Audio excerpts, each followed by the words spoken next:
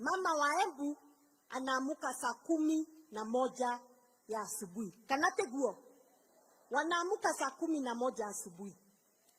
Akiamuka, kitu ya kwanza anafanya ni kuchemusha maji ya watoto waoge wakienda shule. Anachemusha ingine ya kwenda kukamua ng'ombe. Anachemusha ingine ya bwana akiamuka apate maji ya kuoga. Na anapika breakfast. Anaenda anakamua ng'ombe, anarudi, anaweka githeri kwa jiko, ndio kukue na lunch ya hiyo siku. By the time ifike saa 2, mama amekamua ng'ombe na amepeleka maziwa. By the time ifike saa 2, watoto wameenda shule na wamekunywa breakfast.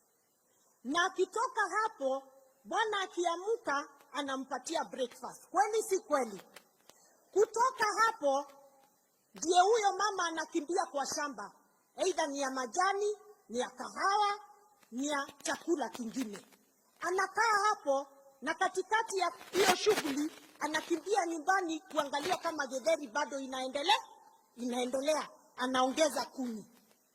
Anakuja lunch, anapikia bwana. Anarudi tena wapi? Kwa shamba. Anatafuta kuni ya kupika. Huyo mama, mtoto akigonjeka ndiye anakimbiza hospitali.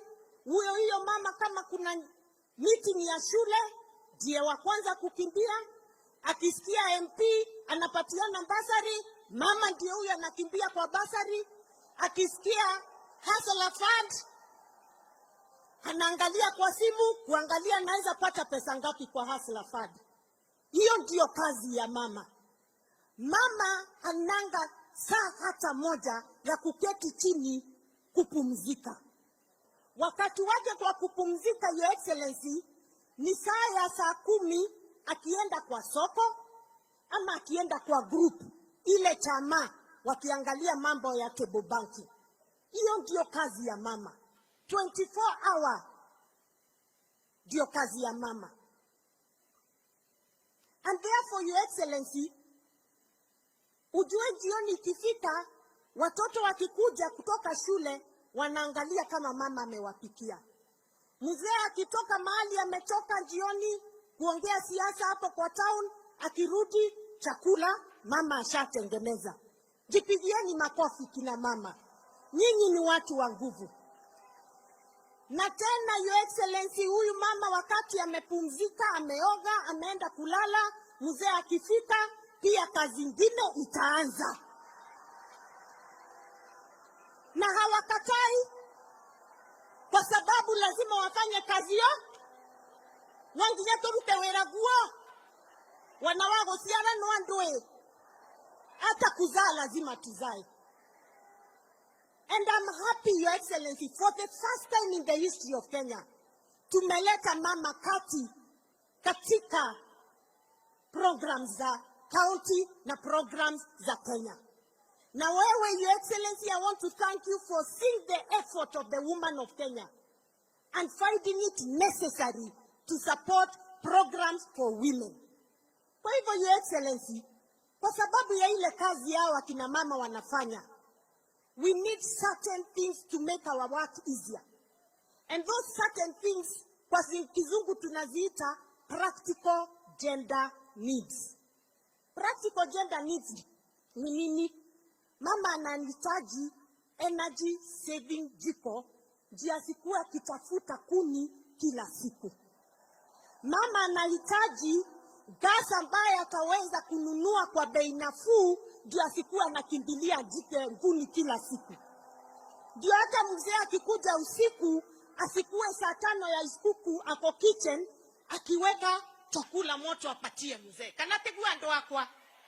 Mama anahitaji maji ifike kwake kwa mboma, ndio asitumie masaa mingi akienda kutafuta maji kwa mto. Those are called practical gender needs. Mama anahitaji hospitali ambayo itaweza kumsaidia akitaka kuzaa aende azae bila shida. And that's why I want to support that, Your Excellency, Linda Mama program tafadhali iendelee. Tafadhali Linda Mama iendelee. Na hiyo na sisi tunaendelea kujenga mahospitali, kuhakikisha kuna dawa. Ndio hao wamama, sisi tuko tayari hata kukuzaa, tuite mtoto mmoja hapa Embu County, William Samoei Ruto, ukuje ujisalimie.